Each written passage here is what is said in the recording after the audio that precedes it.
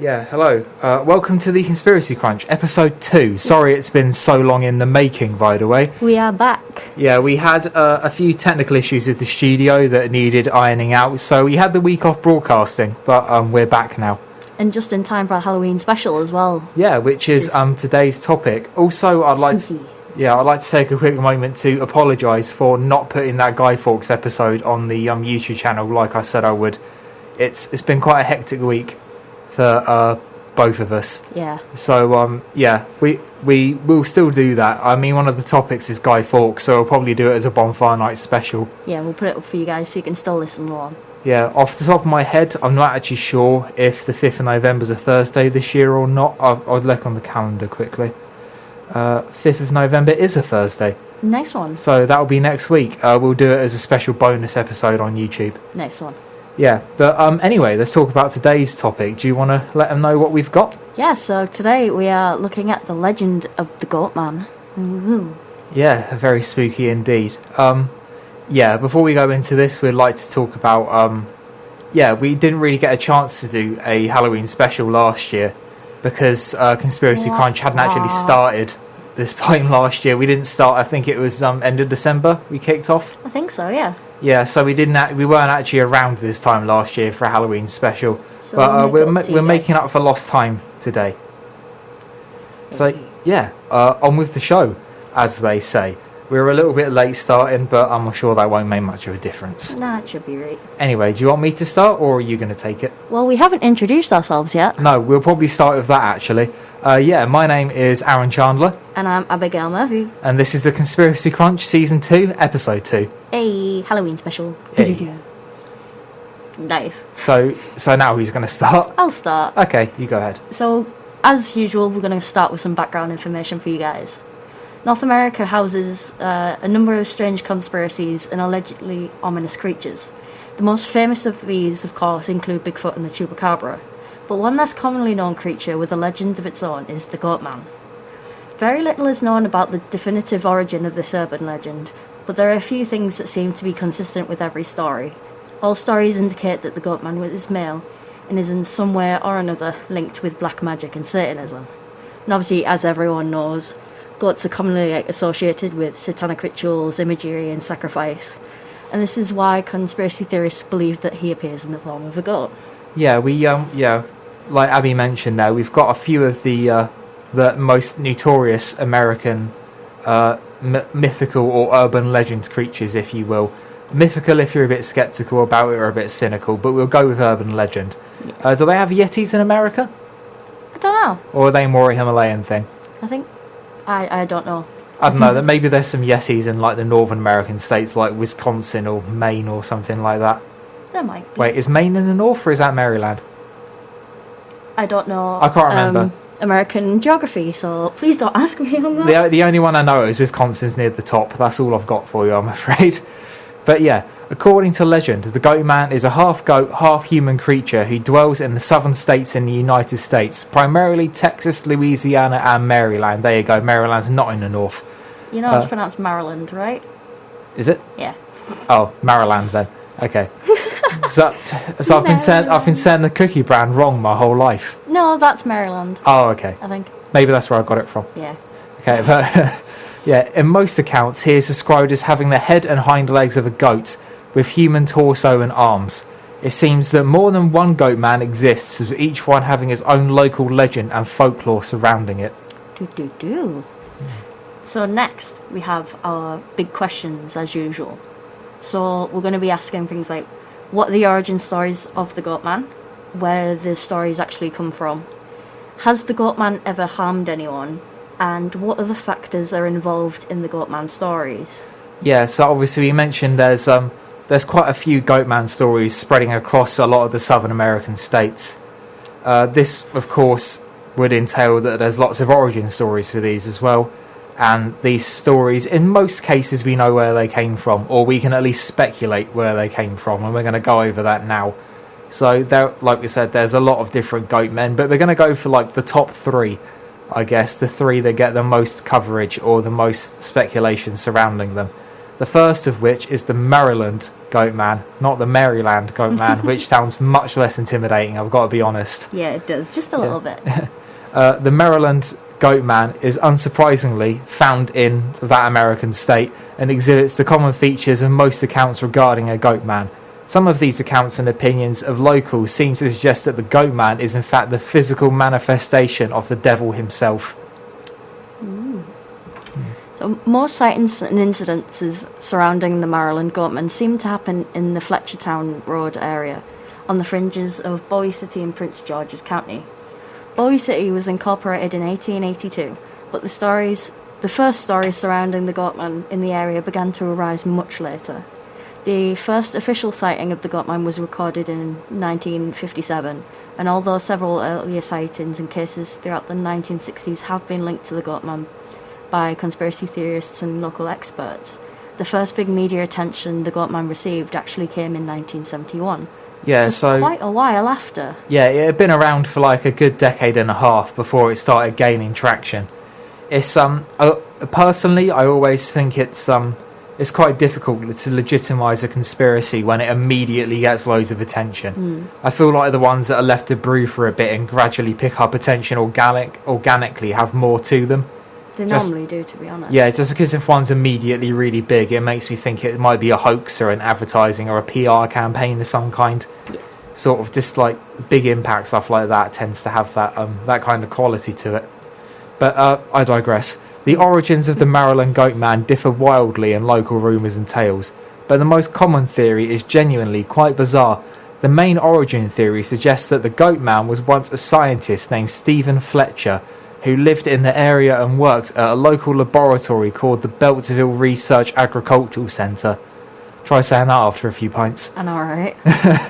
In a horrific accident while experimenting with the splicing of goat DNA, Fletcher was allegedly transformed into this nightmarish being when his experiment failed. Yeah, so that's some very sort of horror film-esque stuff there. Yeah, it is. It sounds like straight out of a Penny Dreadful. Yeah. This may seem far-fetched, but the theory gained so much traction that a spokesman on behalf of the centre had to deny the story publicly. There are also no records of goats being kept at the centre, and the spokesperson, a woman called Kim Kaplan, said that the closest they had ever had on site to goats were bulls. So, another theory hypothesises the idea that the Maryland Goatman is just another breed of Bigfoot. Perhaps the Goatman is just a horned subspecies of the famed Bigfoot who resides in the Southern American states. Sorry, I'm really... You nearly said South American, didn't you? No, the Southern American states. The most haunting story of all, however, is the story of a proud goat farmer in the area who allegedly went on the killing frenzy after teenagers tormented and killed some of his flock. This legend fits well with the idea that the Goatman preys on teenagers in the woods surrounding Bowie City, Fletchertown area. However, no cases of violence or murders against teenagers have been linked with the Goatman in the area.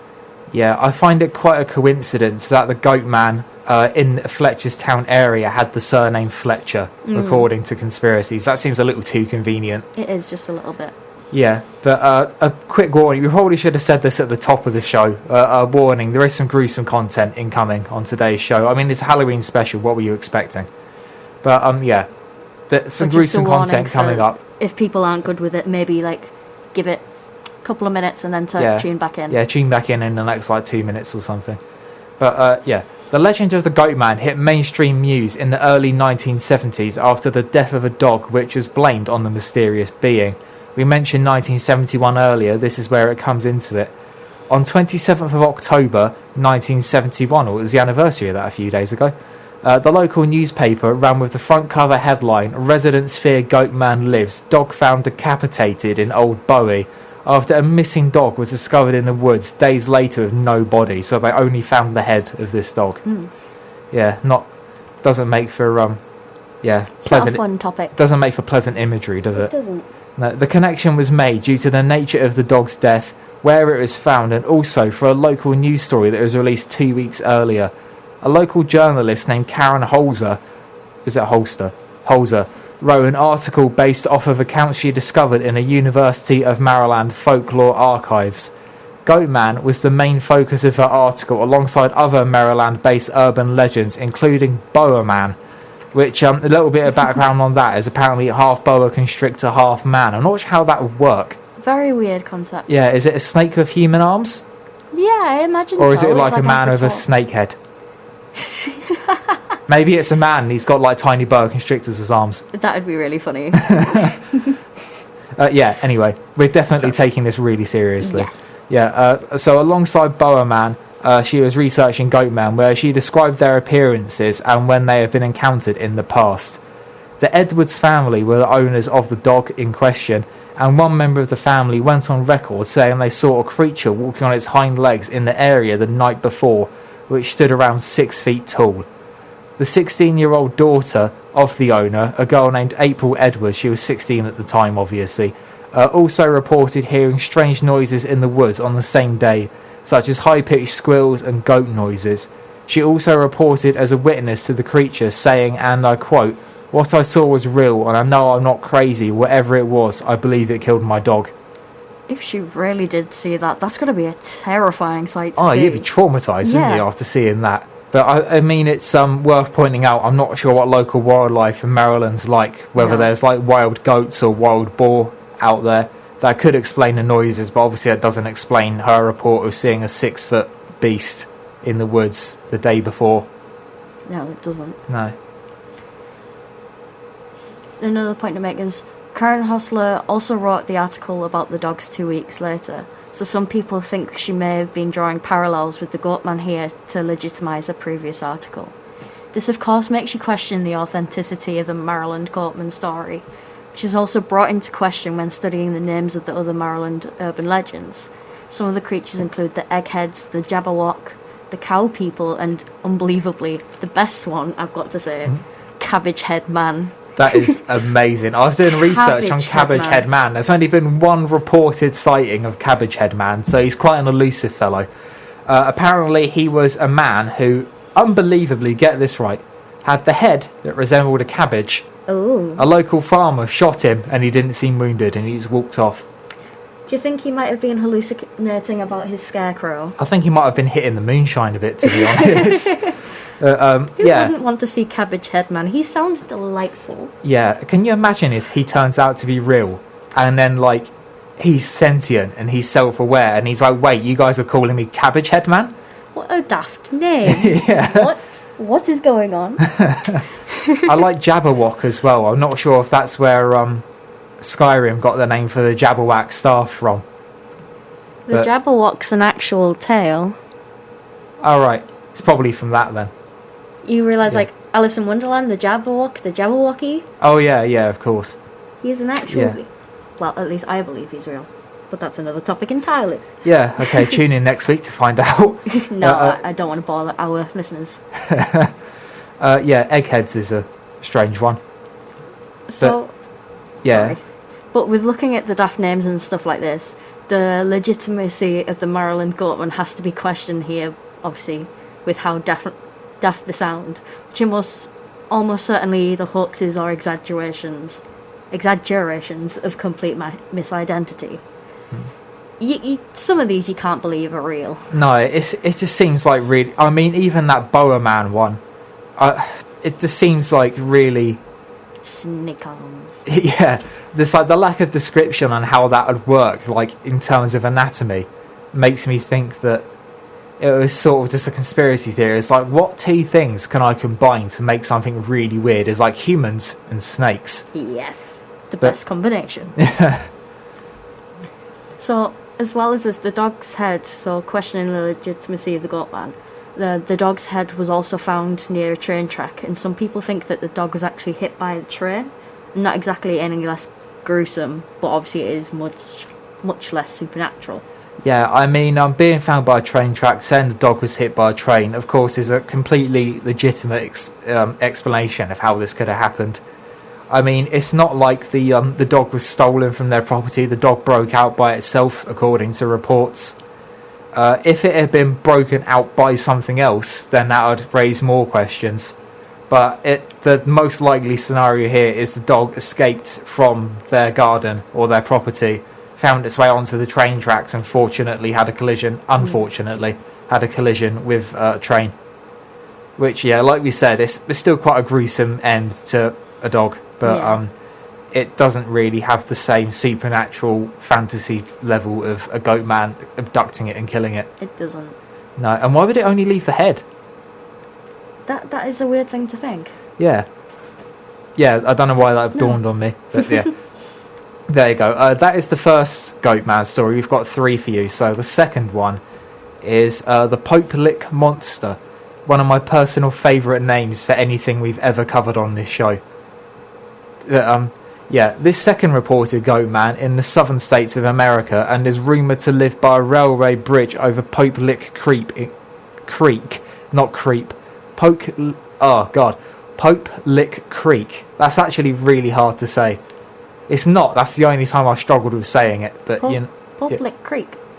Easy. Yeah, you're just showing off now. Yes. But yeah, a railroad bridge over Pope Lick Creek in Louisville, Kentucky. But that's where the name comes from. It's still a really weird name, though. It is. Yeah, according to local reports and sightings, the goat man is said to have a grotesquely deformed, that's a direct quote, human body covered in hair and the head of a goat. Legend has it that the goat man lures people onto the Pope Lick Trestle Bridge and watches as they get hit by a train or fall into the creek below. So it's already getting quite gruesome with this one. Yeah. Yeah, oh yeah, gruesome content warning, by the way, about 30 seconds after we've said the gruesome content. Yes. But there you go, at least we've said it now. This particular goat man is said to lure victims to the train track through hypnosis or by mimicking a voice which will attract the victim's attention. For example, the voice of a loved one, a friend, or a family member.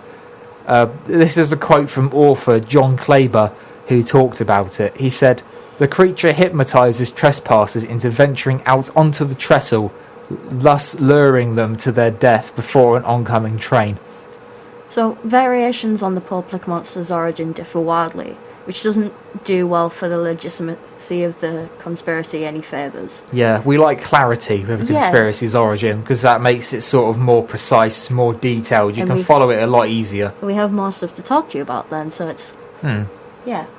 But one rumour told by locals is that the Goatman is a twisted reincarnation of a goat farmer who used to sacrifice them in satanic blood rituals, like we mentioned earlier. Goatmen, like goats being used in sacrifices. Yeah. So other stories suggest that the Goatman was a mistreated circus freak who escaped its masters. Escaped its masters and now lives by the bridge. However, there is no more report of a time frame as to when this happened, and if it was a long time ago, you would expect old age to be taking its toll by now. There are also reports that the Goatman's choice of weapon is an axe. Yeah, I mean, I don't... choice to pick for a Goatman. Yeah, I'm not sure I believe the circus freak story. This is more of a really bad horror movie script. Yeah, I feel like there's some locals that have got some wild imagination to try and attract some tourism, to be honest. But well, why not? Yeah, why not? It's fun. It's in the spirit of Halloween. Yeah, but fun isn't a word that's going to be cropping up much for the rest of the show, by the way, just a heads up. It gets pretty dark, but it's a Halloween episode. You knew what you were getting into when you tuned in. But yeah, I'm not sure I believe the circus freak story, just because, like, when was the last time circuses were allowed to have quote-unquote freaks? I don't know. It's got to be, like, what, 1960s? A while, at least, I think. Yeah, so that would mean this goat is at least 60 years old now. That is a very old goat. Yeah, or a very old man. Well, not a very old man, but an aging man. Yeah, I doubt he would still have the agility and stamina of his former self. I don't think he would. No. But, over the years there have been several deaths on this particular railroad trestle, which solidifies the claim that there is a goat man. But, according to former railroad driver Wayne Gentry, there were no less than 43 collisions on the trestle between 1982 and 2016, just while he was driving trains. Because there's no official statistics out there that I could find suggesting exactly how many people died in that period, but for just one train driver, 43 people died. That's insane. It's astonishing, isn't it? Yeah. Yeah, official records of what I could find state that only one of these was a suicide, with the other 42 being accidental collisions caused by people trespassing on the bridge. So that's 42 accidental collisions in a space of what, 34 years? Yeah. No, that's not right. A few years, a couple of decades. I'm not mathsing that one on the top of my head. Yeah, you got it right. Did I? Yeah. Oh, hooray! Jeffersontown Fire Department have issued official warnings to the local area, stating the dangers of going on the tracks. Due to the bridge's rickety appearance, several risk takers and daredevils in the area go to the bridge assuming it's no longer in use. Like you get a lot of videos online as sort of free runners and people like that go into like high buildings and stuff after hours. They break in and go like free running and stuff through all of the buildings. There's people that do that sort of thing. However, survivors such as a man called David Nee learned this is not the case when he was caught on the bridge with a freight train hurtling towards him. This is proper horror film stuff, this next bit. He managed to survive by clinging over the edge of the trestle, but unfortunately his girlfriend was not so lucky and was pronounced dead on the scene when she was hit by the train and knocked from the bridge in 2016. It's about an 80-foot drop from the bridge to the very bottom of the creek. The bridge is actually a key rail line into Louisville and sees as many as 25 trains a day travel across it. So if you do find yourself in the area and you want to do a bit of risk-taking photography, do not go to Pope Lick Trestle because you will get in trouble. You there? Sorry, just give me a second. Alright. You can keep reading. Alright, okay. The likelihood of the Pope Lick monster story is that it doesn't exist, and the legend came from high number of casualties that have tallied up on the bridge as the trestle, which then continues to fuel the conspiracy in a vicious circle. Yeah, so that's sort of that's kind of how it works for a lot of stuff like that. You sort of get that vicious cycle going where a lot of people have been in trouble on the bridge and it's worked out really bad for them, and from that it fuels the rumour that there is a monster there, and then people hear about this rumour that there's a monster and it encourages more people to go there round and round in that circle.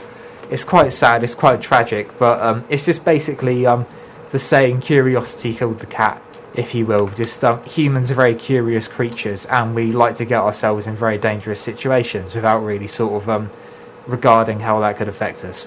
But there you go. That is the Pope Lick monster. Like I said, I absolutely love the name of that, but it's not the sort of tale you'd want to tell your kids before they go to bed. No, it's not a fun tale to tell. No. So the final Goatman story we're going to look at is the Texas Goatman. So this is probably one of the most famous of all the Goatman legends that we've managed to find and had a look at. According to legend, this Goatman lives under or around the Old Alton Bridge in Denton, Texas.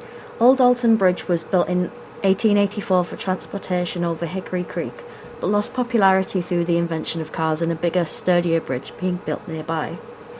Nowadays, it's mainly a pedestrian footbridge and was registered as a historic Texan landmark in 1988. Yeah, it's if you look up, it's a very unassuming place. If you didn't know the background of this, you would assume that there's nothing particularly special about this bridge. It's just a very sort of basic wooden. It's like an iron-framed wooden bridge, very typical of the 1800s era. Not much particularly special about it, other than the fact it's over 100 years old now. Well, getting on for 150 years old now. Yeah, other than that, it's just a very sort of very standard bridge, but it's the background story surrounding it that makes it so fascinating. Like a lot of places, like in the UK, for example, we've got a lot of castles. Some of them, the fascination is the fact that they're really old, and you'll hear people say like, oh, if walls could talk, these ones would have amazing tales and stuff like that. It's that sort of thing, but it's the castles with like ghost stories and things like that, and they're what really draw the they're the ones that get people. Yeah, they're the ones that get the big tourism money. Anyway, I digress. We'll get back onto the point now. The origin stories for this Goatman are not as widespread as the Pope Lick monster origins, but there are still some differing stories as to where it came from. So like we said earlier, sort of less widespread origin stories make it seem more believable and legitimate. But again, that isn't always the case. Like, we've done a few conspiracies on the show where they've had allegedly one straight up plain origin and they've still been complete rubbish. But yeah, where do I get to? The most popular story seems to follow the life of an African-American goat farmer named Oscar Washburn. Throughout the 1930s, Washburn earned a positive reputation in the area for selling furs and cheeses from his herd of goats. He settled with his family and lived there happily for the majority of the decade. Unfortunately for Washburn, however, it all went wrong in nightmarish fashion in 1938, when the infamous KKK caught wind of his success and reputation as a quality merchant and farmer. What I didn't include in the notes is that one of the main things that triggered this was that he put a sign on the bridge advertising his business, and apparently that is what annoyed them, because he had spread beyond the confines of his property. Apparently that was their alleged motivation. Apparently putting a sign on the bridge is a death sentence in 1930s America. Which is wrong. Yeah, it's awful.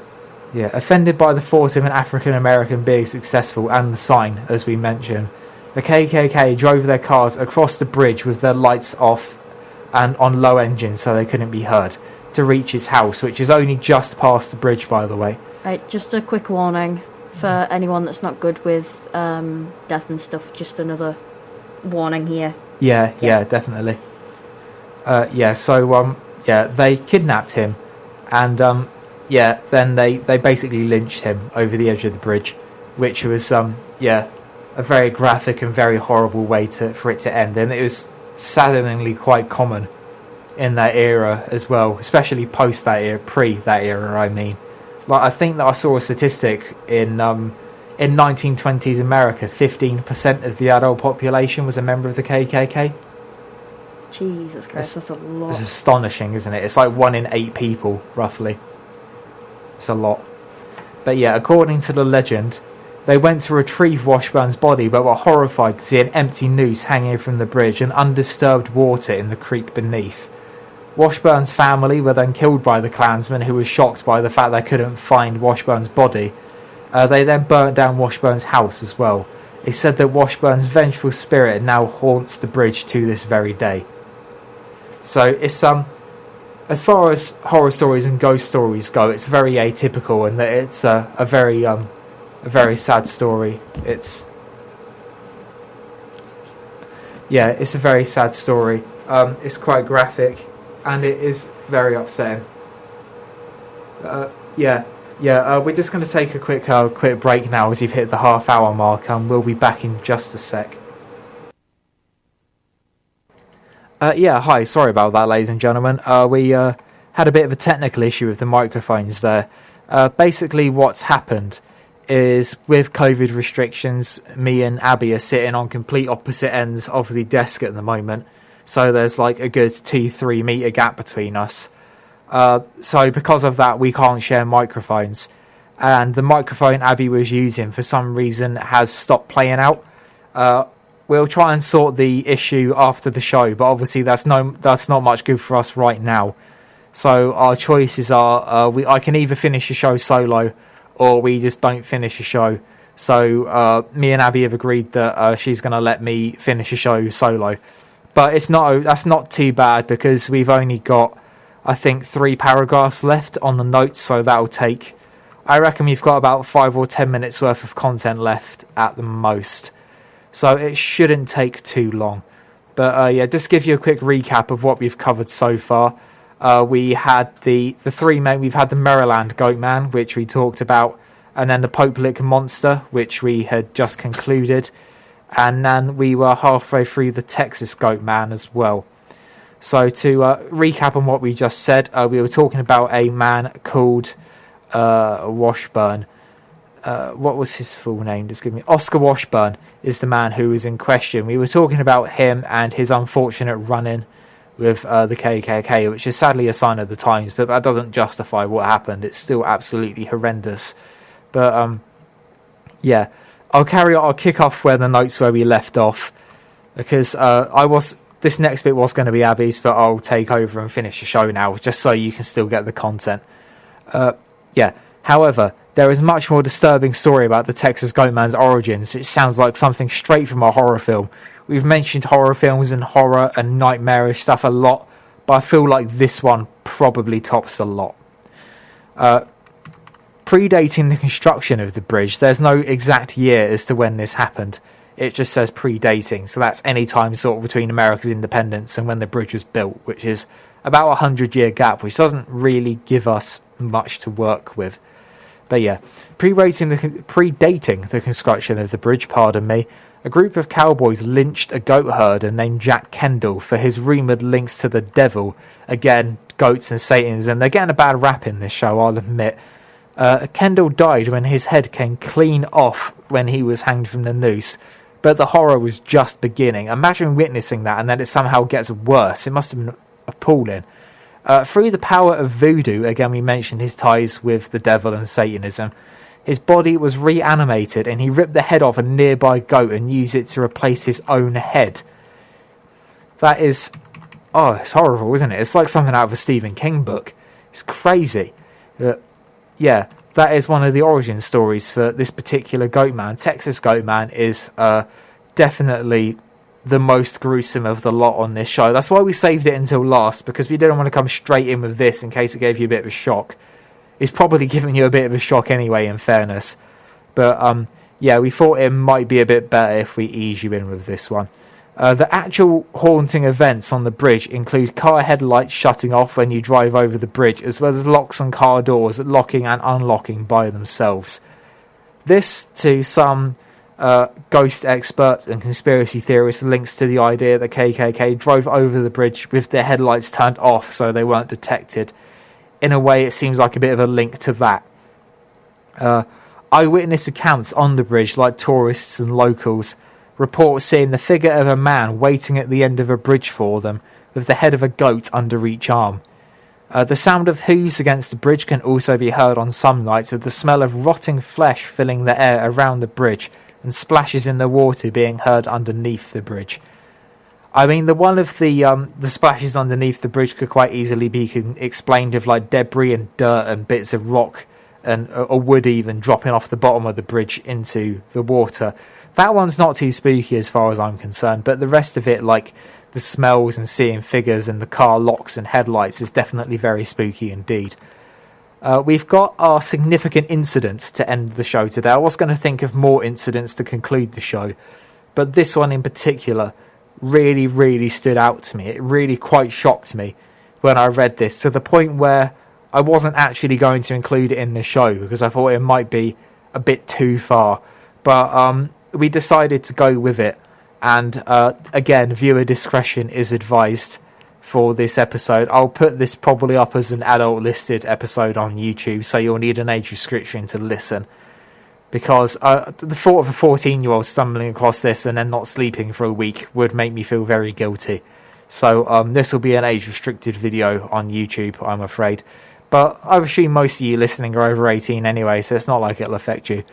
But yeah, the significant incident for the show, this is like the biggest viewer discretion that we've got going for today. Our significant incident, we're going to go back to the Maryland Goatman from earlier, or the Maryland, I should say. I don't know how to say it. In 1962, there had only been one recorded sighting of the Goatman in the area, which happened 5 years earlier. Like we mentioned, in 1957 is where the origins of that story began. But in this year of 1962, 14 hikers were found murdered by Bowie City woods. They were all hikers out on a trip together, and it was just one of those crazy, horrific events. I'm not sure it actually got that much exposure, to be honest. It's just one of those things you look back on and you think, how did more people not pay attention to that? It's crazy. It was probably national news for the day, but I mean, looking back and trying to find reports on this when I was researching the episode is really difficult. I couldn't find nearly as much as I would have liked, which does make me suspect whether this actually happened or not, but it's definitely quite interesting. Local authorities actually went on record and blamed the Goatman for these deaths, and no other culprits have ever been found or come forward. So it seems really, really odd to me that a legitimate law enforcement body would like enable these conspiracy theories and this paranoia and this like phenomena of the extraterrestrial and what's the word I'm looking for? It's gone. But yeah, that sort of thing. It seems very odd to me that law enforcement would enable those ideas and support them in this way. Because in this country, in England, you very rarely, I can't even name a member of parliament that has openly declared their belief in ghosts. Yeah, it's crazy. Because it's just such a taboo thing. It's in this country especially, I think. It's still quite looked down upon and not taken seriously by a lot of people, which is quite sad.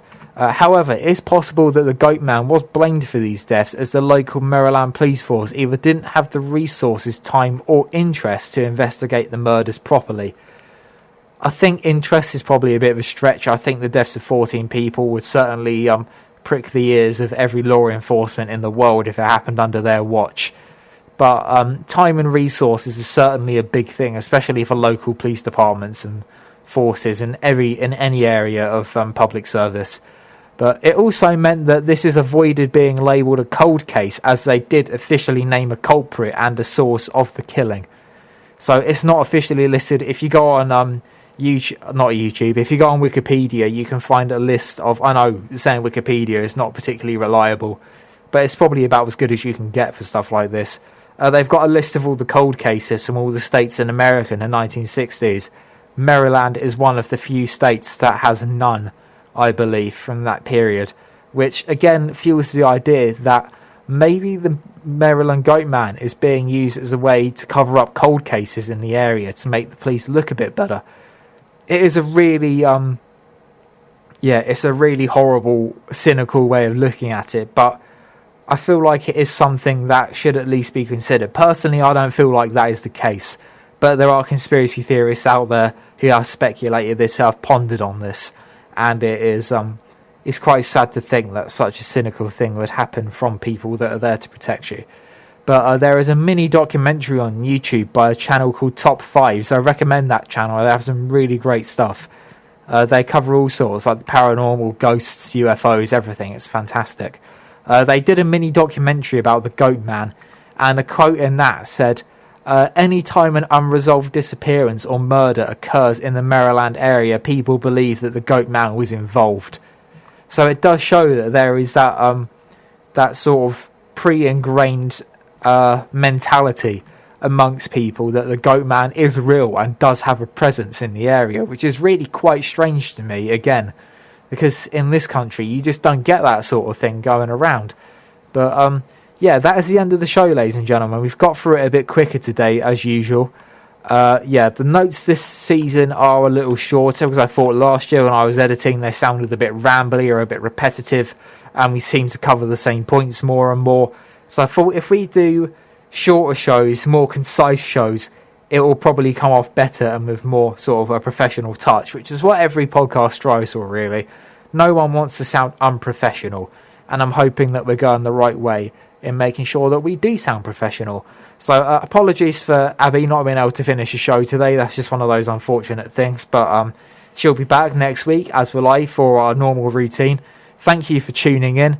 Haven't decided what the topics are going to be for next week, but we've got a few.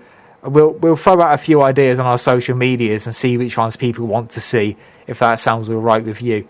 Anyway, yeah, that is the end of episode 2 and our Halloween special, our first ever Halloween special, which is very exciting, very gory, not for the faint-hearted, not safe for work, all of that stuff, you name it. We ticked all the boxes in delicious fashion. So again, thank you for tuning in. This is a Conspiracy Crunch. For the first half hour, you with Abigail Murphy and myself. For the last few minutes, it has just been me.